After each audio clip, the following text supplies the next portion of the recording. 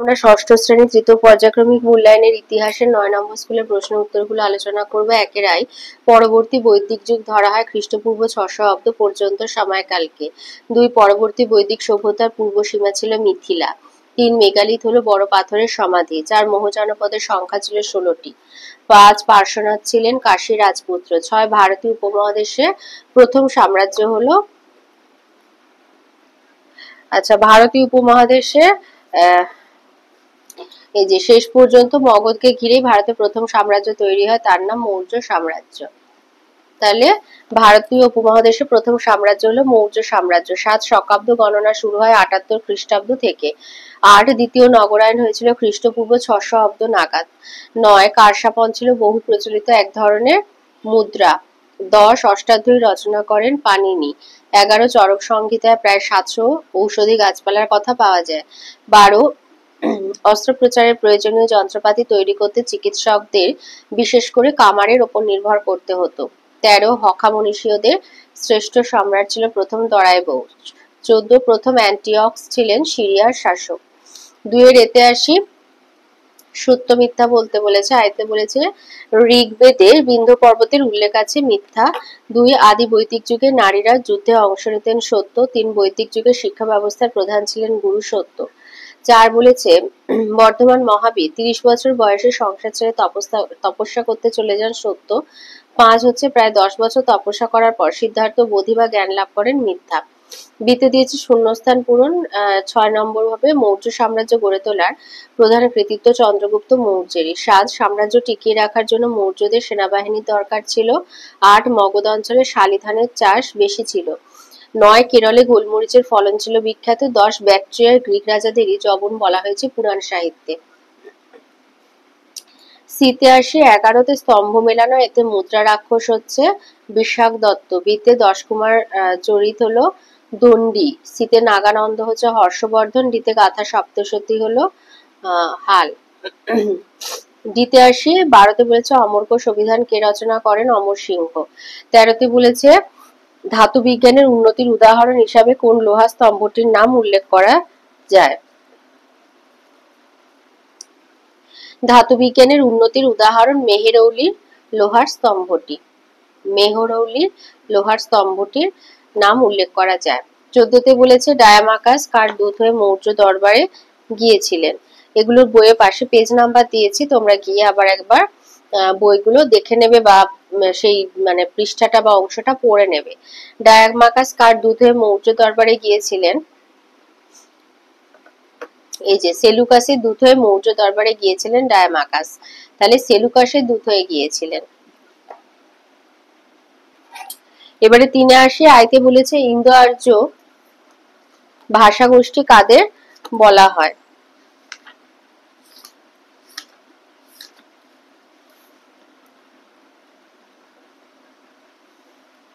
লিখবে ইন্দো ইরানীয় গোষ্ঠীর একটি গোষ্ঠী উত্তর পশ্চিম সীমান্ত দিয়ে ভারত উপমহাদেশে এসেছিল।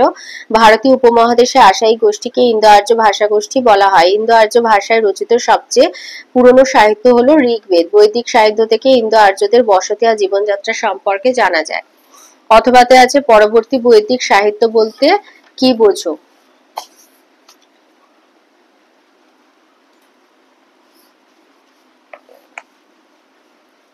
এই যে পরবর্তী বৈদিক সাহিত্য লিখবে ঋগ্বেদের পরবর্তীকালে রচিত সামবেদ, যজুর্বেদ, অথর্ববেদ আর বেদাঙ্গকে পরবর্তী বৈদিক সাহিত্য বলা হয়।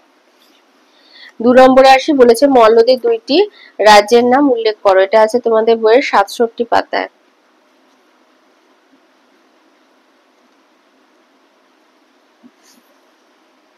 এই যে মল্লদের ২টি রাজ্য হচ্ছে পাবা আর কুশিনারা। তাহলে মল্লদের ২টি রাজ্য পাবা আর কুশিনারা। অথবা বলেছে ষোড়শ মহাজনপদের ২টি গণরাজ্যের নাম উল্লেখ করো। এই যে ২টি গুরুত্বপূর্ণ গণরাজ্য হলো মল্ল ও বজ্জী বা বৃজি। ২টি গুরুত্বপূর্ণ গণরাজ্য ছিল মল্ল এবং বজ্জী বা বৃজি। তিনি বলেছে মৌর্য সাম্রাজ্যের প্রান্তীয় অঞ্চল বলতে কি বোঝো? এটা আছে তোমাদের বইয়ের ৮২ পাতায়।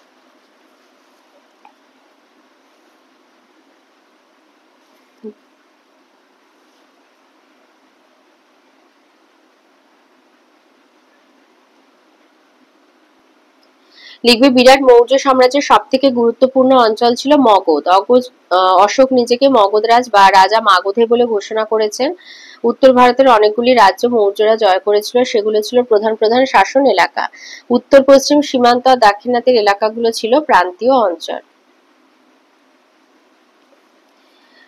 অথবাতে বলেছে কবে কিভাবে মৌর্য শাসনের অবসান হয়েছিল।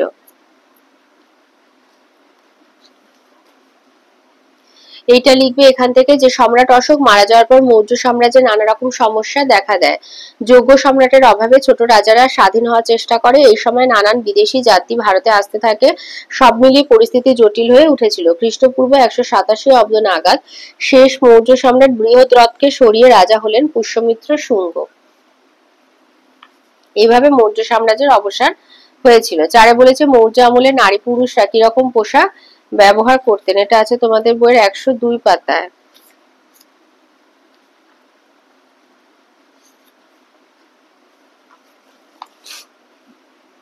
মৌর্য আমলে সাধারণ পুরুষেরা অনেকটা আজকের ধুতি চাদরের মতো পোশাক পরতেন। মহিলারা পোশাকের উপর চাদর বা ওড়না ব্যবহার করতেন। ধনী ও রাজপরিবারের নারী পুরুষ দামি পোশাক পরতেন। সুতির কাপড়ের চাহিদা সাধারণ মানুষের মধ্যে সবচেয়ে বেশি ছিল। পশম ও রেশমের কাপড়ের ব্যবহার ছিল বলেও জানা যায়। পুরুষেরা অনেকেই মাথায় পাগড়ি পরতেন। দামি পাথর ও সোনার তৈরি গয়না পরতেন ধনীরা।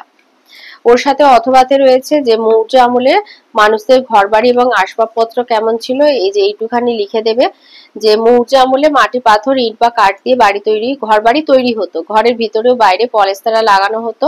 অনেকেই ঘরের দেয়ালে ছবি আঁকতেন। আসবাবপত্রের মধ্যে খাট, চৌকি, মাদুর, তোশক, চাদর, বালিশ প্রভৃতির ব্যবহার ছিল। 5 বলেছে সঙ্গম সাহিত্য বলতে কি বোঝো অথবা সংখ্যায়ন বলতে কি বোঝো।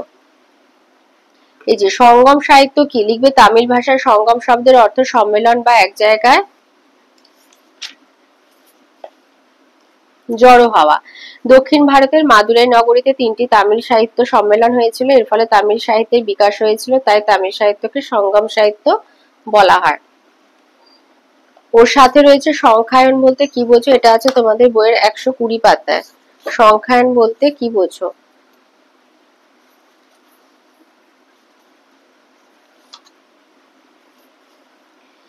লিখবে প্রাচীন ভারতে জ্যোতির্বিজ্ঞান, গণিত, জ্যোতিষ চর্চা দীর্ঘদিন একসঙ্গে চলেছিল। জৈন ও বৌদ্ধরাও গণিতের চর্চা করতেন। তাদের ধর্মগ্রন্থ থেকে সে বিষয়ে অনেক আলোচনা পাওয়া যায়। পাটিগণিত, বীজগণিত ও জ্যামিতি মিলিয়ে বৌদ্ধদের গণিত বিজ্ঞান তৈরি হয়েছিল। জৈনরা তাকেই বলতো সংখ্যায়ন।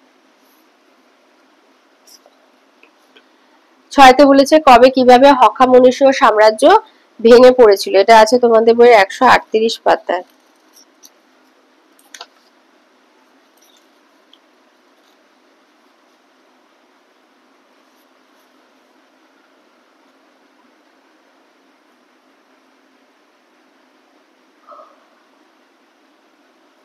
লিখবে পারসিক শাসক তৃতীয় দরায়বুস সময়ে আলেকজান্ডার পারস্য অভিযান করেন। তাতে পারসিকরা হেরে যায়। ফলে হক্কামনীষীয় সাম্রাজ্য ভেঙে পড়ে। গান্ধার আর নিম্ন সিন্ধু এলাকাতেও তার পারসিকদের অধিকার রইল না। এই যে হক্কামনীয় সাম্রাজ্য ভেঙে পড়ে।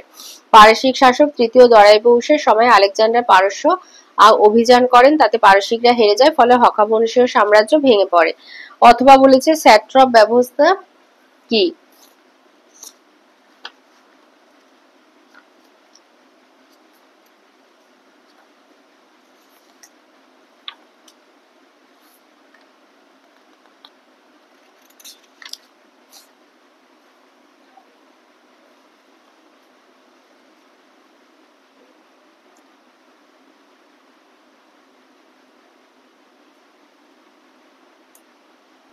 আচ্ছা স্যাট্রপ ব্যবস্থা কি লিখবে যে উপমহাদেশের সামান্য অংশে পারসিক শাসন ছিল, কিন্তু ভারতীয় উপমহাদেশের রাজনীতি আর সংস্কৃতিতে তার প্রভাব পরেও দেখা যায়। হক্কামনীষীয়রা প্রাদেশিক শাসক হিসাবে স্যাট্রপদের নিয়োগ করতেন।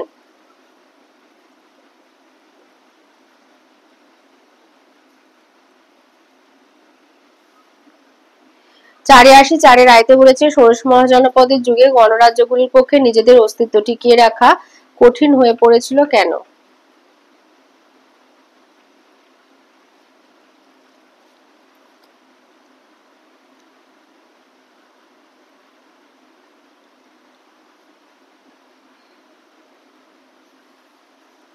এই উত্তরটা লিখবে যে ষোড়শ মহাজনপদের গণরাজ্যগুলি বিভিন্ন কারণে দুর্বল হয়ে পড়ে এবং তাদের নিজের অস্তিত্ব টিকিয়ে রাখা কঠিন হয়ে পড়ে।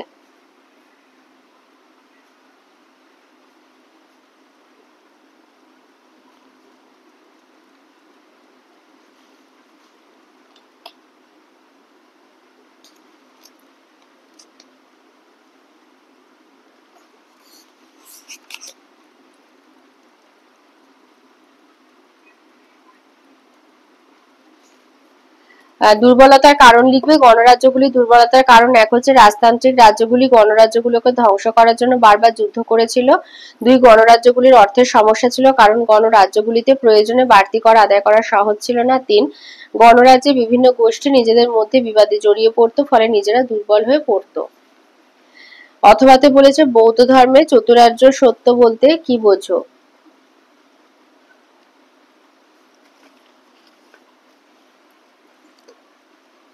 লিখবে বোধি বা জ্ঞান লাভ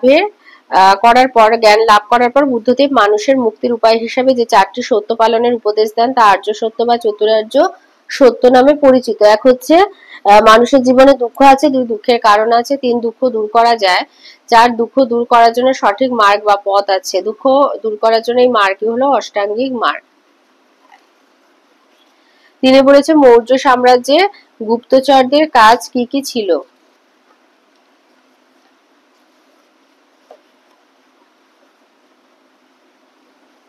এই যে মৌর্য সম্রাটরাই প্রথম গুপ্তচর নিয়োগ করেছিলেন। গুপ্তচরেরা সন্ন্যাসী, ছাত্র, ব্যবসায়ী, ভিখারিনী প্রভৃতি অনেক ছদ্মবেশ ধরে কাজ করত। গুপ্তচরদের মাধ্যমে সাম্রাজ্যের সব খবর সম্রাটের কাছে চলে আসতো। এই যে নিয়োগের কারণ হচ্ছে এক হলো সাম্রাজ্যের বিভিন্ন প্রান্তের খোঁজ খবর আনা, এটাই হচ্ছে গুপ্তচরদের কাজ। তাদের কাজ ছিল সাম্রাজ্যের বিভিন্ন প্রান্তের খোঁজ খবর আনা। দুই হচ্ছে অচেনা বিদেশি বা সন্দেহজনক লোকের উপর নজর রাখা। তিন, রাজকর্মচারী ও রাজপুত্রদের উপর নজর রাখা। এগুলোই হচ্ছে তোমার গুপ্তচরদের কাজ। অথবা বলেছে মৌর্য সম্রাট অশোক কিভাবে তার ধর্মনীতি দিয়ে প্রজাদের ঐক্যবদ্ধ করার চেষ্টা করেছিলেন সংক্ষেপে লেখো।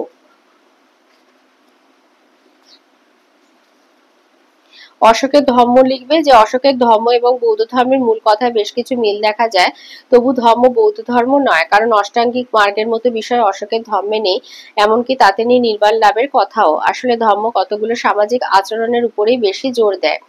হিংসা না করার মূল কথা, প্রাণী হত্যা বন্ধ করার উপরেও জোর দিয়েছিলেন অশোক, এমনকি শিকার ও মাছ ধরার উপরেও তিনি বিধিনিষেধ জারি করেন। অশোক ঘোষণা করেন এক প্রাণী অন্য প্রাণীর খাবার হতে পারে না। এর পাশাপাশি দয়া, দান, সত্য কথন এইসব আচরণের কথা ধর্মে বলা হয়েছে। বাবা মা গুরুজনদের মেনে চলার কথাও ধর্মে বলা হয়েছে। এই উপদেশগুলো বিশেষ কারোর জন্যই নয়, তবে সব মানুষের জন্যই অশোক তার ধর্মের কথা বলেন। অশোক প্রজাদের নিজের সন্তান বলেছিলেন, তাই মনে করা হতো প্রজারা পিতার মতো সম্রাটকে মানবে। সম্রাটকে মেনে চলাই ছিল মৌর্য শাসনের মূল ভিত। তিনেতে বলেছে ষোড়শ মহাজনপদের আমলে মানুষের জীবিকা সম্পর্কে লেখো।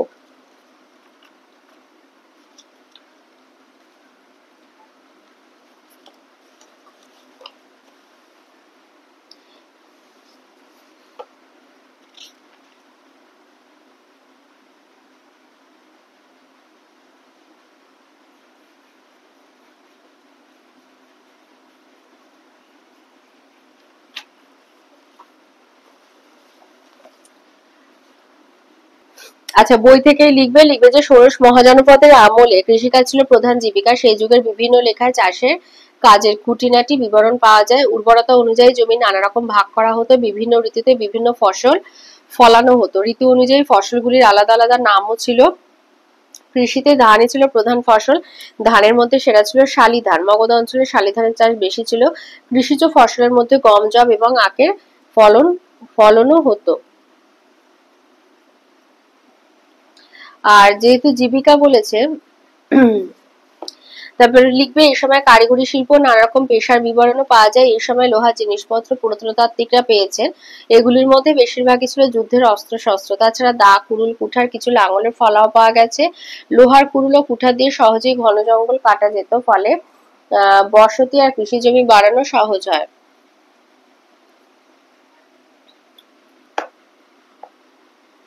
এরপরে লিখবে কৃষি ও পশুপালনের পাশাপাশি বাণিজ্য ছিল গুরুত্বপূর্ণ জীবিকা। এই সময় বাণিজ্যের উন্নতি হয়। মুদ্রা ব্যবস্থার বিকাশ তার সবচেয়ে বড় প্রমাণ। ধনী বণিকদের পাশাপাশি ছোট দোকানদার ও ব্যবসায়ীও ছিল। অনেক গরুর গাড়ি বোঝাই করে দূর দূরান্তে বাণিজ্য যেতেন কিছু বণিক। গরু এবং ঘোড়ার বাণিজ্য চলত। উত্তর ভারতে স্থলপথে ও নদীপথে বাণিজ্য করা সহজ ছিল, সেই তুলনায় সমুদ্রপথে বাণিজ্য হতো কম। ব্যবসা করতে গেলে ধার দেয়া নেওয়া ছিল জরুরি। জৈন আর বৌদ্ধ ধর্মে তার জন্য ছাড় দেওয়া হয়েছিল, তবে ধার নিয়ে তা শোধ দেওয়া উচিত বলে মনে করা হতো। বিনিময়ের মাধ্যম হিসাবে এই সময় ধাতুর মুদ্রার ব্যবহার দেখা যায়। কারসাপ অঞ্চলে এক বহুল প্রচলিত এক ধরনের মুদ্রা।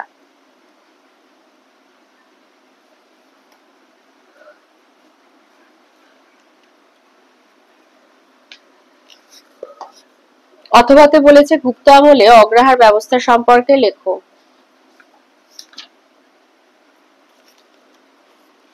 লিখবে গুপ্ত এবং গুপ্ত পরবর্তী আমলে অনেক জমি ব্রাহ্মণ মন্দির বা বৌদ্ধ বিহারকে দান করা হতো। এই দান করা জমিগুলি রাজস্ব বা কর আদায়ের আওতায় পড়তো না। গুপ্ত আর গুপ্ত পরবর্তী আমলে ধর্মীয় উদ্দেশ্যে জমিদানকে অগ্রহার ব্যবস্থা বলা হয়। ব্রাহ্মণরা সাধারণভাবে পারিবারিক পদ্ধতিতে এই জমি ভোগ দখল করতেন। এইসব জমিগুলি নিষ্কর হলেও রাজা কোনো কারণে ব্রাহ্মণদের প্রতি অসন্তুষ্ট হলে দান করা জমি ফেরত নিতে পারতেন। অগ্রহার ব্যবস্থার ফল। অগ্রহার ব্যবস্থা থেকে প্রথমত একটি ভূমিদ্ধকারী শ্রেণীর উদ্ভব হয়। এরা সমাজে প্রভূত জমির মালিক হয়ে ওঠে। দ্বিতীয়ত সমাজে একটা শোষিত কৃষক শ্রেণীর উদ্ভব ঘটে। তৃতীয়ত অগ্রহার ব্যবস্থা থেকে ভারতের সামন্ততান্ত্রিক ব্যবস্থার সৃষ্টি হয় বলে অনেকে মনে করেন। এই অগ্রহার ব্যবস্থাকে সামন্ততান্ত্রিক ব্যবস্থার অগ্রদূত বলে মনে করা হয়। আর চতুর্থত হচ্ছে ব্যবস্থার ফলে অনাবাদী এবং জঙ্গলাকীর্ণ অঞ্চলে উৎপাদন শুরু হয়, ফলে আর্থিক সমৃদ্ধি ঘটে।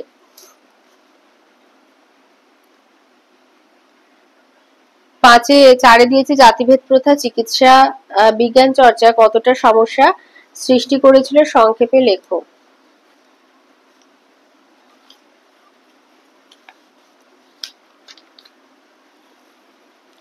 লিখবে যে প্রাচীনকালে চিকিৎসা বিজ্ঞান চর্চায় অনেক সমস্যা ছিল। এক হচ্ছে আগে বলা হতো এ জন্মে পূর্ণ করলে পরের জন্মে রোগ হবে না, অর্থাৎ রোগীকে আগের জন্মের পাপ বলে মনে করা হতো। রোগকে আগের জন্মের পাপ বলে মনে করা হতো। 2, চিকিৎসা বিজ্ঞানে সব ব্যবচ্ছেদ বা মরা কাটার দরকার হতো, কিন্তু মরা ছোঁয়াও ধর্মমতে নিষিদ্ধ ছিল। 3, চিকিৎসকরা রোগী ব্রাহ্মণ না শূদ্র তা বিচার করতেন না, কিন্তু সমাজে জাতিভেদ প্রথা কঠোর ছিল। 4, রোগ সারানোর জন্য নানা রকম খাবারের কথা বলা হয়, কিন্তু শাস্ত্রমতে অনেক কিছু খাওয়া বারণ ছিল। অথবা বলেছে গুপ্ত এবং পল্লব আমলের শিল্পচর্চার সংক্ষিপ্ত পরিচয় দাও। এটা আছে তোমাদের বইয়ের 128 পাতায়। এই যে গুপ্ত আর পল্লব আমলের শিল্পচর্চা। গুপ্ত আমলেও শিল্পচর্চার সঙ্গে ধর্মীয় ধ্যান ধারণা যোগাযোগ দেখা যায়। পাথরের পাশাপাশি পোড়ামাটির ব্যবহারও এই সময় ভাস্কর্যে লক্ষ্য করা যায়। স্তূপ ও চৈত্য বানানো গুপ্ত আমলেও চালু ছিল। সারনাথের ধামের স্তূপ প্রথম ইট দিয়ে বানানো হয়েছিল। এই আমলে তার উপরে পাথরের আস্তরণ দেয়া হয়। গুপ্ত আমলে প্রথম স্থাপত্য হিসাবে মন্দির বানানো শুরু হয়। মন্দির কখনো ইট কখনো পাথর দিয়ে তৈরি হতো। এই আমলে মন্দিরগুলির মধ্যে দেওঘরের দশাবতার মন্দির বিখ্যাত। পাশাপাশি পাহাড় ও পাথর কেটে মন্দির তৈরি চল ছিল। পল্লব আমলে মহাবলীপুরমের পাথর কেটে রথের মতো দেখতে মন্দির তৈরি হয়েছিল। গুপ্ত যুগের শিল্পের সঙ্গে ধর্মের যোগাযোগ খুব সুস্পষ্ট। গুপ্ত যুগ ও পল্লব যুগের মন্দিরগুলির দেয়ালে নানা দেবদেবীর মূর্তি খোদাই করা হয়েছিল, যেমন কৈলাস মন্দিরে রামায়ণের প্যানেল, দশাবতার মন্দিরের ভাস্কর্য। গুপ্ত যুগের চিত্রশিল্পের সব থেকে বিখ্যাত উদাহরণ মধ্য ভারতের অজন্তা গুহার ছবিগুলি। বিভিন্ন গাছপালা ও মানুষের ছবি সেখানে রয়েছে। নানা ধরনের অজন্তা গুহার ছবিগুলিতে দেখা যায় রংগুলি বিভিন্ন পাথর, মাটি ও গাছগাছড়ার উপাদান দিয়ে তৈরি করা হতো। অজন্তা ছাড়াও ইলোরা এবং বাঘ গুহাতেও বেশ কিছু ছবি পাওয়া গেছে। 5 দিয়েছে ভারতীয় উপমহাদেশের সঙ্গে গ্রিসের সম্পর্ক কেমন ছিল উল্লেখ করো।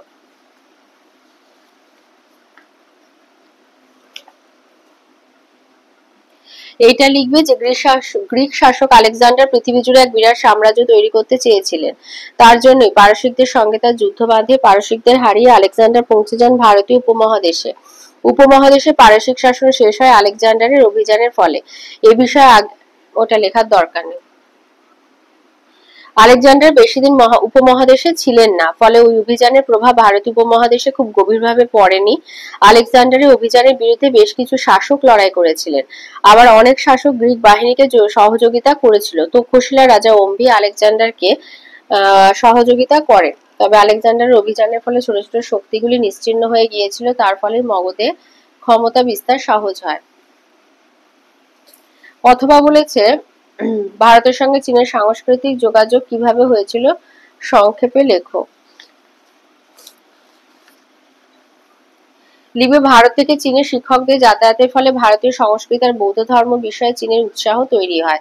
এই উৎসাহের ফলে চীন থেকে বেশ কিছু মানুষ ভারতে আসতে থাকেন। তারা ভারতে পড়াশোনা করেছিলেন আর বিভিন্ন বৌদ্ধ ধর্মকেন্দ্রগুলি ঘুরেও দেখেছিলেন। তাওনান নামের এক চীনা পণ্ডিত বৌদ্ধ সন্ন্যাসীদের ভারতে আসার উৎসাহ দিয়েছিলেন।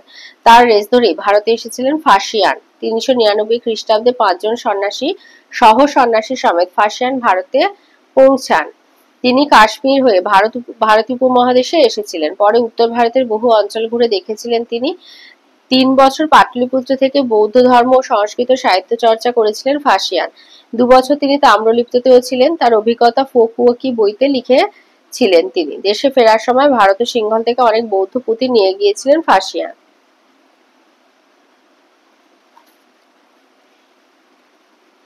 585 আয়তে বলেছে কুষাণ শাসন পদ্ধতির পরিচয় দাও।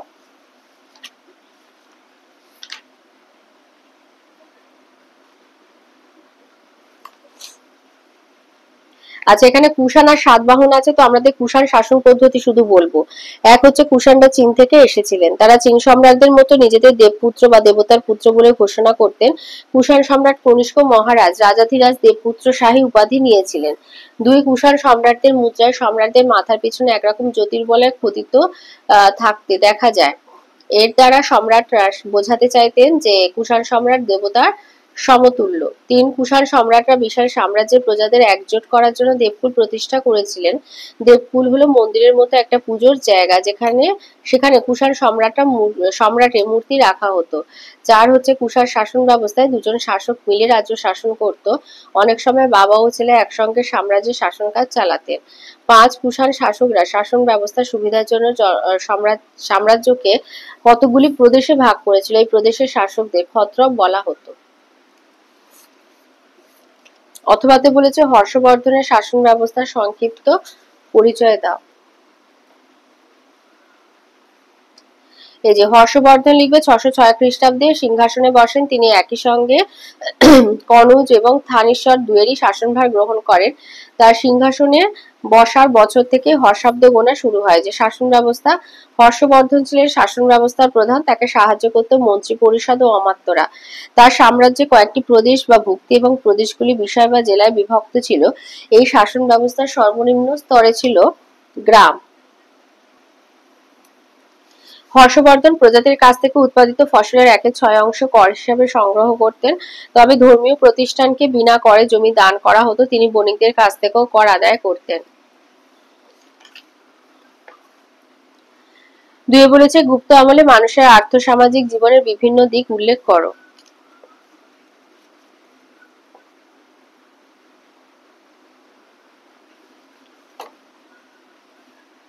লিখবে আনুমানিক খ্রিস্টীয় 4র্থ শতক নাগাদ ভারতে গুপ্ত সাম্রাজ্য গড়ে ওঠে। এই বংশে বিখ্যাত শাসক ছিলেন প্রথম চন্দ্রগুপ্ত, সমুদ্রগুপ্ত, দ্বিতীয় চন্দ্রগুপ্ত প্রমুখ। গুপ্ত এবং তার পরবর্তী রাজাদের আমলে ভারতের অর্থনীতিতে বদল লক্ষ্য করা যায়। কৃষি, গুপ্ত আর গুপ্ত পরবর্তী আমলে ভারতের অধিবাসীদের প্রধান জীবিকা ছিল কৃষি। কৃষির মধ্যে প্রধান ছিল ধান, তাছাড়া আখ, তুলো, সর্ষে, নীল প্রভৃতির চাষ হতো। জমি কেনাবেচা হতো। রাজা কৃষকদের কাছ থেকে কর আদায় করতেন, তবে দান করা জমি থেকে কর আদায় করা হতো না। কারিগরি শিল্প, গুপ্ত আমলে কামার কুমোর, তাঁতি, ছুতোর, সুবর্ণকার প্রভৃতি পেশার কথা জানা যায়। এই সময় যারা হাতির দাঁতের জিনিস বানাতো তাদের বলা হতো দন্তকার। যারা কাপড়ে রং করতো তাদের বলা হতো রঙ্গকার। যারা পোশাকে সূচিকা শিল্পের কাজ করতো তাদের বলা হতো সূচিকার। তাছাড়া লেখক, চিকিৎসক ও কর্ণিকদের কথা জানা যায়। এই সময় লোহা তৈরি শিল্প খুব বিখ্যাত ছিল।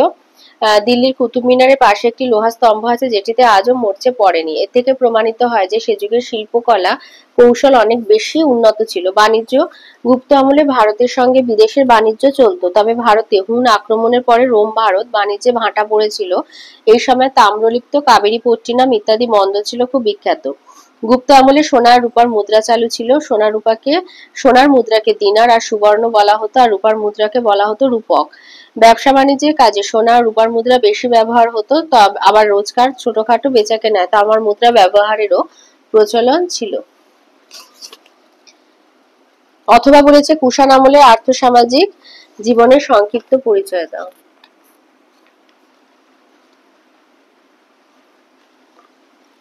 মধ্য এশিয়ার কয়েকটি যাযাবর গোষ্ঠী ভারতীয় উপমহাদেশে প্রবেশ করেছিল। এই গোষ্ঠীগুলির মধ্যে অন্যতম প্রধান ছিল কুষাণরা। ভারতে কুষাণ সাম্রাজ্যের প্রতিষ্ঠাতা ছিলেন কুজুল কথফিসেস। কুষাণ সাম্রাজ্যের শ্রেষ্ঠ সম্রাট ছিলেন প্রথম কনিষ্ক। কুষাণ আমলে ভারতের অর্থনীতির অনেক বদল ঘটেছিল। কৃষি কুষাণ আমলে ভারতের অর্থনীতির অন্যতম প্রধান ভিত্তি ছিল কৃষি। ধান, গম, যব, কার্পাস, আখ ছিল প্রধান ফসল। দাক্ষিণাত্যে কালো মাটিতে তুলোর চাষ এবং কেরালায় গোলমরিচের চাষ ছিল বিখ্যাত। কৃষিকাজে লাঙল, কোদাল, দা প্রভৃতির ব্যবহার হতো। সাম্রাজ্যের অধিকাংশ জমির উপর ব্যক্তি মালিকানা ছিল। কারিগরি শিল্পের জন্য কুষাণ আমলের খ্যাতি ছিল। এই সময় জলসেচের কাজে বড় কূপ বা জলাশয় থেকে জল তোলার জন্য ঘটি লাগানো চাকার ব্যবহার করা হতো। এই সময় বারাণসী আর মথুরায় দামি কাপড় তৈরি হতো। বাংলা সুতির কাপড়, মসলিনের কদর ছিল খুব বেশি। ব্যবসা বাণিজ্য কুষাণ আমলে ব্যবসা বাণিজ্যের বিকাশ ঘটেছিল। বাণিজ্যের জন্য জলপথ আর স্থলপথ দুটি ব্যবহার করা হতো। বিদেশের বাজারে ভারতের মসলিন এবং অন্যান্য কাপড়ের খুব চাহিদা ছিল। তাছাড়া বিদেশের বাজারে বিক্রি হতো ভারতের হিরে, বৈদুর্যমণি, মুক্তো, মশলা প্রভৃতি। ভারতে আমদানি দ্রব্যের মধ্যে প্রধান ছিল চীনের রেশম আর কাঁচের জিনিসপত্র।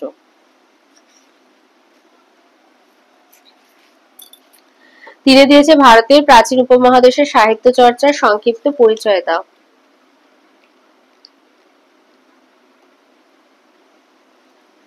লিখবে প্রাচীন ভারতীয় উপমহাদেশে সাহিত্যের চর্চা লক্ষ্য করা যায়। সে সময় মুখের ভাষা, লেখার ভাষা ছিল আলাদা। প্রাচীন ভারতে ঋগ্বেদের ভাষা ছিল ছন্দস বা ছান্দ। সাহিত্য চর্চা, ব্যাকরণ গ্রন্থ। পরবর্তী সময়ে নানা অঞ্চলের ভাষা তার ব্যবহারকে নিয়মে বাঁধার জন্য পাণিনি ব্যাকরণ গ্রন্থ অষ্টাধ্যায়ী রচনা করেছিলেন। এতে ভাষার নানা নিয়ম ও সংস্কার হয়ে সংস্কৃত ভাষা তৈরি হয়।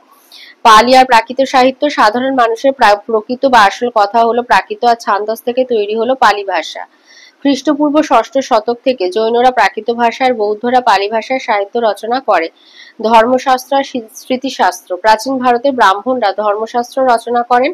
এতে ব্রাহ্মণদের শ্রেষ্ঠ বলে উল্লেখ করা হয়। এর পাশাপাশি স্মৃতিশাস্ত্র বলে এক ধরনের গ্রন্থ লেখা হয়। এতে রোজকার নানান বিষয় লিপিবদ্ধ হতে দেখা যায়। অন্যান্য সাহিত্য প্রাচীন ভারতে রাজনীতি বিষয়ে লেখা উল্লেখযোগ্য গ্রন্থ হলো কৌটিল্যের অর্থশাস্ত্র। তাছাড়া গণিত, জ্যোতির্বিদ্যা, গ্রহ নক্ষত্র নিয়েও লেখালেখি হয়। নাটক ও অভিনয় বিষয়েও নানা গ্রন্থ রচিত হতে দেখা যায়। পতঞ্জলি মহাভাষ্য নামে সংস্কৃত ভাষায় গ্রন্থ রচনা করেন। সাতবাহন রাজা হাল রচনা করেন গাথা সপ্তশতী নামে প্রাকৃত ভাষার কবিতা সংকলন। দক্ষিণ ভারতে তামিল সঙ্গম সাহিত্যের চর্চা শুরু হয়। এই সময় চিকিৎসা বিষয়ক গ্রন্থ চরক সংহিতা, সুশ্রুত সংহিতা রচিত হয়। বিশাখ দত্ত মুদ্রা রাক্ষস ও দেবী চন্দ্রগুপ্তম নামে ঐতিহাসিক ঘটনা নিয়ে দুটি নাটক রচনা করেন। গুপ্ত আমলে দণ্ডী রচনা করেন দশকুমার চরিত। অমর সিংহ রচনা করেন অমরকোষ নামে বিখ্যাত অভিধান। সম্রাট হর্ষবর্ধন রচনা করেন নাগানন্দ, রত্নাবলী, প্রিয়দর্শিকা নামে তিনটি নাটক। তামিল সাহিত্য শিল্পাদ্দিকারম আর মণিমেখলাই নামে দুইটি মহাকাব্য রচিত হয়। অথবা বলেছে প্রাচীন ভারতীয় উপমহাদেশে বিজ্ঞান চর্চার সংক্ষিপ্ত পরিচয় দাও।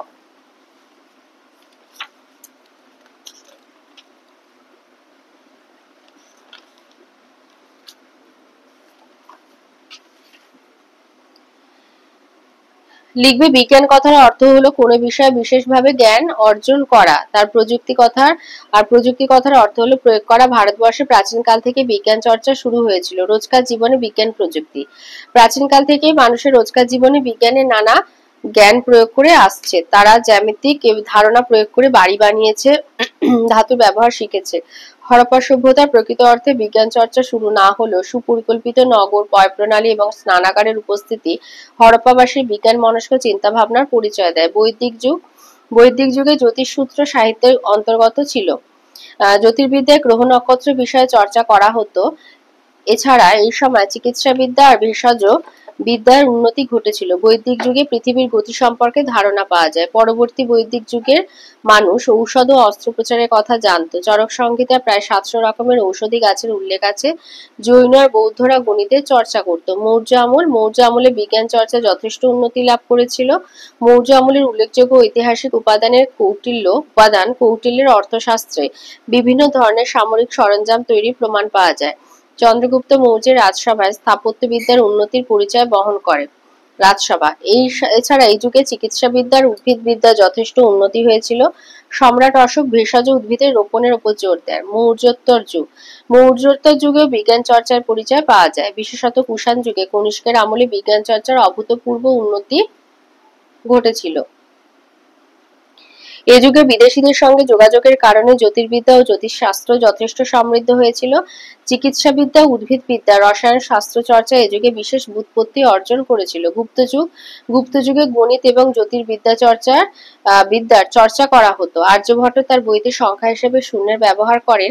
এই চর্চা থেকেই দশমিকের ধারণা শুরু হয়েছিল। আর্যভট্টই বলেছিলেন পৃথিবী গোলাকার আর নিজের অক্ষের উপর ঘুরছে। বিখ্যাত জ্যোতির্বিজ্ঞানী বরাহমিহির লিখেছিলেন সূর্য সিদ্ধান্ত, পঞ্চ সিদ্ধান্তিকা গ্রন্থ। তিনি বৃষ্টিপাত, ভূমিকম্প প্রভৃতি বিষয়ে আলোচনা করেছেন। ব্রহ্ম সিদ্ধান্ত গ্রন্থের রচয়িতা ব্রহ্মগুপ্ত ছিলেন বিখ্যাত গণিতবিদ আর জ্যোতির্বিজ্ঞানী। এ যুগে খনি এবং ধাতুবিদ্যা, অস্ত্রশস্ত্র, ইট, মুদ্রা, গয়না তৈরি, রসায়নবিদ্যা প্রভৃতি বিষয়ে বিশেষ জ্ঞান ছিল। কৃষি বিষয়ে বিজ্ঞান চর্চা। প্রাচীন ভারতে কৃষি এবং গাছপালা নিয়েও বিশেষ চর্চা হয়েছিল। কৃষি পড়াশোনার গ্রন্থ লেখা হয়েছিল কৃষি সংক্রান্ত বিষয়কে ভিত্তি করে। অন্যান্য বিষয় প্রাচীন ভারতে পশু পাখি নিয়েও বৈজ্ঞানিক আলোচনা হতো। কারিগরি শিল্প আর স্থাপত্য নির্মাণে বিশেষ বিজ্ঞান ও প্রযুক্তির ধারণা লক্ষ্য করা যায়।